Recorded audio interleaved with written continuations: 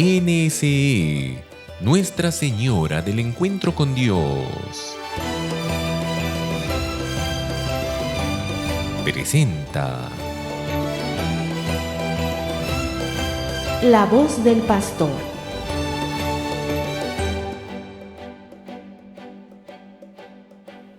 Queridos hermanos y hermanas, continuamos entonces en La voz del pastor con el estudio y la contemplación de toda esa belleza que encierra nuestro catecismo de la Iglesia Católica. Estamos en la segunda parte del catecismo que trata sobre la celebración del misterio cristiano. Y dentro de esta segunda parte hemos comenzado ya a estudiar la presencia de los sacramentos de la Iglesia y su vinculación con el misterio pascual, ese misterio de la pasión, muerte y resurrección de nuestro Señor Jesucristo, que culmina en su ascensión al cielo y en el envío del Espíritu Santo. Y decíamos entonces que la Iglesia fue descubriendo poco a poco, y con esa autoridad que le viene de nuestro Señor Jesús y con la asistencia del Espíritu Santo, llegó a determinar que si bien la liturgia de la Iglesia es bastante amplia, dentro de todas esas celebraciones litúrgicas, que son muchas, hay algunas que tienen una eficacia muy particular en la vida de los fieles y en consecuencia también en el conjunto de la comunidad cristiana. Esas celebraciones litúrgicas muy especiales, porque en ellas hay una actuación directa de nuestro Señor Jesucristo en virtud del Espíritu Santo, con, repito, una eficacia que no la tienen las demás celebraciones litúrgicas. Estas celebraciones litúrgicas se llaman los sacramentos. Y la Iglesia, nos lo recuerda el número 1117 del Catecismo, nos recuerda que la Iglesia con su autoridad entonces llegó a determinar que son 7 los sacramentos, que ya los hemos dicho otras veces y que los repetimos porque hay que interiorizarlos, ¿no es cierto? Primero, los 3 sacramentos de iniciación cristiana: bautismo, confirmación y Eucaristía. Luego, los 2 sacramentos de sanación, penitencia y unción de los enfermos. Y al final, digamos así, los otros 2 sacramentos que se llaman sacramentos de servicio, el sacramento del orden y el sacramento del matrimonio. Son los 7 sacramentos entonces en los que Dios actúa, repito, de una manera muy especial en los fieles que lo celebran y, en consecuencia, a través de ellos actúan en la Iglesia. Estos sacramentos, terminábamos diciendo en nuestro encuentro anterior, estos sacramentos son de la Iglesia y son al mismo tiempo para la Iglesia. Es decir, son de la Iglesia porque es la Iglesia la que los celebra. Es la Iglesia la que, digamos así, los confecciona, los celebra. Pero al mismo tiempo son para la Iglesia porque a través de esos sacramentos Dios nos da unas gracias especiales para nuestra vida cotidiana, para nuestra vida cristiana. Hasta ahí habíamos llegado entonces en nuestro encuentro anterior. Pasamos ahora al número 1119, repito, 1119, si lo tenemos todos a la mano, y en el cual el Catecismo nos explica por qué o de dónde, cuál es la fuente de la sacramentalidad o de la eficacia especial de estos sacramentos. Y nos lo dice así: formando con Cristo cabeza como una única persona mística, la Iglesia actúa en los sacramentos como una comunidad sacerdotal. Es decir, esto significa que la Iglesia puede celebrar los sacramentos y es la Iglesia la que constituye los sacramentos porque la Iglesia y Cristo formamos una unidad. San Agustín le llamaba el Cristo total, el Christus totus, el Cristo total, la cabeza que Jesús con el cuerpo que somos nosotros los cristianos. Y entonces cuando la Iglesia celebra, no celebra sola. Jesucristo celebra con la Iglesia, porque Jesucristo y la Iglesia hoy día ya son inseparables, están siempre unidos. Y donde está Jesucristo actuando con la Iglesia, entonces actúa a través, por la fuerza del Espíritu Santo. Así, de esa manera, la Iglesia, nos sigue diciendo este número del Catecismo, es constituida toda la comunidad cristiana ustedes los laicos, nosotros los sacerdotes, toda la comunidad cristiana es constituida como un pueblo sacerdotal. Es decir, todos participamos del único sacerdocio de Cristo. Jesús ha instituido en su propia persona, ha creado un nuevo sacerdocio. Es el sacerdocio de la nueva alianza, distinto al sacerdocio de la antigua alianza y distinto a los sacerdocios de las religiones, digamos así, naturales. La novedad de este sacerdocio de la nueva alianza es que el sacerdote, Cristo, sumo y eterno sacerdote, es al mismo tiempo la víctima y es a la vez el altar. Es decir, Jesús no ofrece, como los otros sacerdotes de las otras religiones, no ofrece bienes ajenos. Por ejemplo, los sacerdotes de religiones antiguas, ¿qué ofrecían en sus sacrificios? Pues ofrecían un chanchito, un novillo, unas palomas, animales, la primicia de los campos, etcétera. Los quemaban, digamos así, ¿no es cierto?, y los ofrecían en sacrificio, pero eran animales o bienes, productos de la tierra, que eran entregados por terceros y el sacerdote únicamente, digamos así, realizaba el rito. En algunas religiones incluso lo sabemos, muy lamentable por cierto, incluso se sacrificaban seres humanos, pero siempre seres humanos de otros, digamos así. Nunca el sacerdote se sacrificaba a él. Y aquí la gran novedad del culto cristiano que inaugura Jesús. Él es el sacerdote, pero no ofrece a terceras personas, no ofrece productos, sino que se ofrece Él mismo. Él se entrega a la muerte. Él deja que nosotros lo clavemos en la cruz y entonces, transformándose en víctima, se ofrece al Padre para propiciación de nuestros pecados.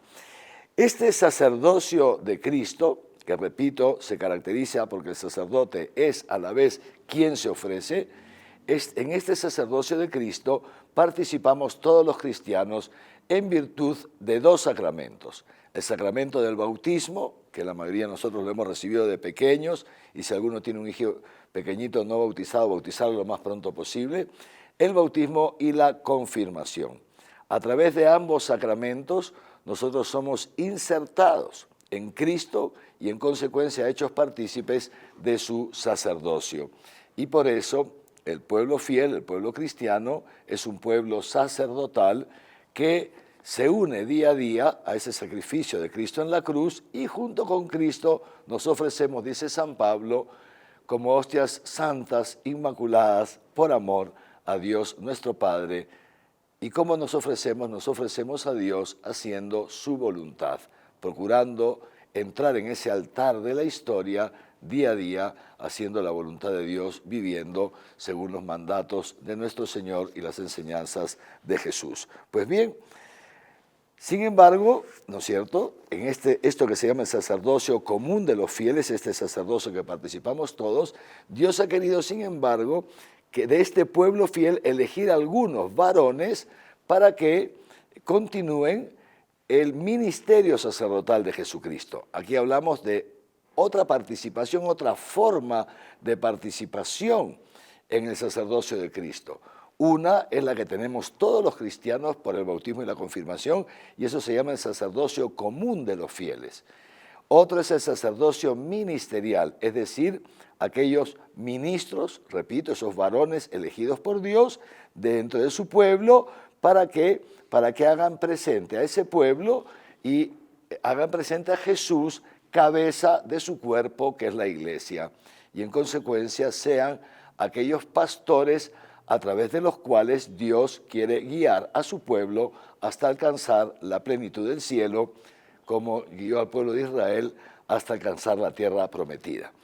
Estos pastores, Jesús mismo los eligió, estando él vivo, él eligió a los primeros pastores de la iglesia, o sea, aquellos a través de los cuales él quiere perdurar su sacerdocio. Todos sabemos quiénes son esos primeros pastores, son los apóstoles, a quienes Jesús les entrega el Espíritu Santo y les hace, digamos así, una imposición especial de manos y les da sus propias prerrogativas, sus propias, como el Padre me envió, así yo los envío, con la misma fuerza, con la misma potestad, con la misma santidad, yo también los envío a ustedes. Y entonces así surge, digamos, la primera generación de pastores, que son los apóstoles.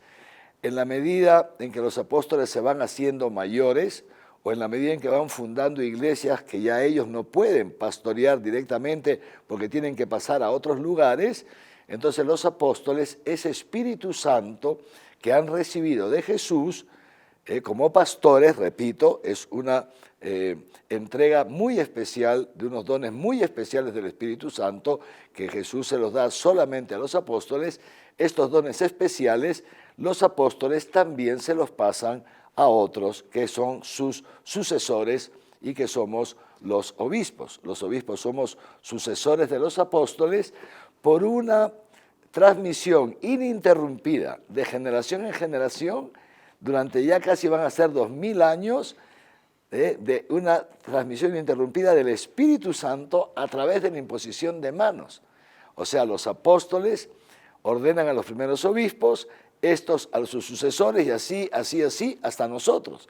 O sea, de hecho, por ejemplo, si nosotros estudiamos la historia, si tuviéramos todos los documentos a la mano, que lamentablemente no todos han llegado hasta nuestros días, podríamos descubrir, podríamos investigar y llegar a saber qué apóstol ordenó al primer obispo, que a su vez ordenó a otro, hasta que llegó, por ejemplo, mi ordenación episcopal. Fíjense ustedes, yo sé más o menos, yo sé qué obispo me ordenó a mí, qué obispo lo ordenó a él, y así lo sé más o menos hasta unos 80, 90, 100 años atrás, pero más allá no tengo datos, ¿no? Pero fíjense que esto se podría, si tuviéramos los documentos a la mano, se podría saber. Entonces, decíamos esto, este es el número 1120 del Catecismo.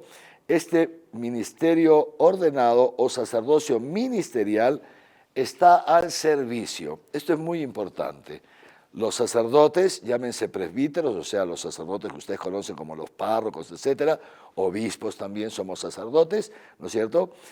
Los sacerdotes estamos al servicio del sacerdocio común de los fieles. Los sacerdotes ordenados estamos al servicio de ustedes. No es que nosotros seamos más que ustedes de ninguna manera, al contrario, justamente por eso se llama ministerio sacerdotal.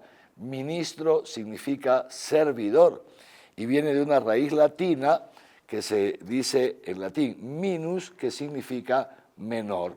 Los sacerdotes, los obispos, somos los menores. Estamos llamados a ser los más pequeños en la comunidad. Somos vuestros servidores, estamos al servicio de ustedes, de la comunidad de fieles. Y así fíjense, entonces, pero a través nuestro hay este vínculo. A través nuestro es que se garantiza este vínculo con esa iglesia que fundó Jesucristo. Jesucristo ha fundado solamente una iglesia, no ha fundado varias, solamente una. Y esa única iglesia fundada por Cristo, dice el Concilio Vaticano II, subsiste hasta nuestros días en la Iglesia Católica, cuya cabeza visible a nivel universal es el Papa y cuya cabeza en cada una de las diócesis es el obispo, que a su vez es pues vicario de Cristo en su propia diócesis. Instituido por Jesús, fíjense, el sacramento del orden tiene esta finalidad, hacer de algunos miembros de la Iglesia, hacernos pastores para el servicio del pueblo fiel, para guiar al pueblo fiel a través de la predicación de la palabra, a través de la celebración de los sacramentos y a través también de la propia entrega de vida en el amor, ir guiándolos hacia, repito, la plenitud del reino de los cielos. De estos 7 sacramentos, queridos hermanos, hay 3 que imprimen carácter, es decir, son 3 sacramentos en virtud de los cuales nosotros quedamos, ya se abre para nosotros un vínculo a través del cual Dios nos envía su gracia día a día. Ese vínculo, fíjense ustedes, no se cierra jamás, no se cierra jamás. Y estos 3 sacramentos son el sacramento del bautismo, el sacramento de la confirmación y el sacramento del orden sacerdotal. Por eso estos sacramentos solo se pueden recibir una vez en la vida y una vez recibidos, repito, nos vinculan a Jesús para siempre, aún cuando un bautizado pueda abandonar la iglesia o pueda decidir apartarse de Dios, siempre quedará ese vínculo y Dios nunca cesará de mandarle la gracia para que pueda volver a vivir cristianamente, para que pueda volver a acogerse a su amor misericordioso. Continuaremos con los sacramentos en nuestro próximo encuentro. Que los bendiga Dios Todopoderoso, Padre, Hijo y Espíritu Santo. Amén.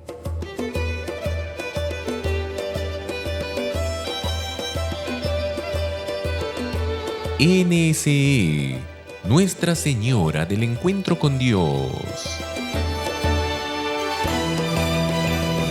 presentó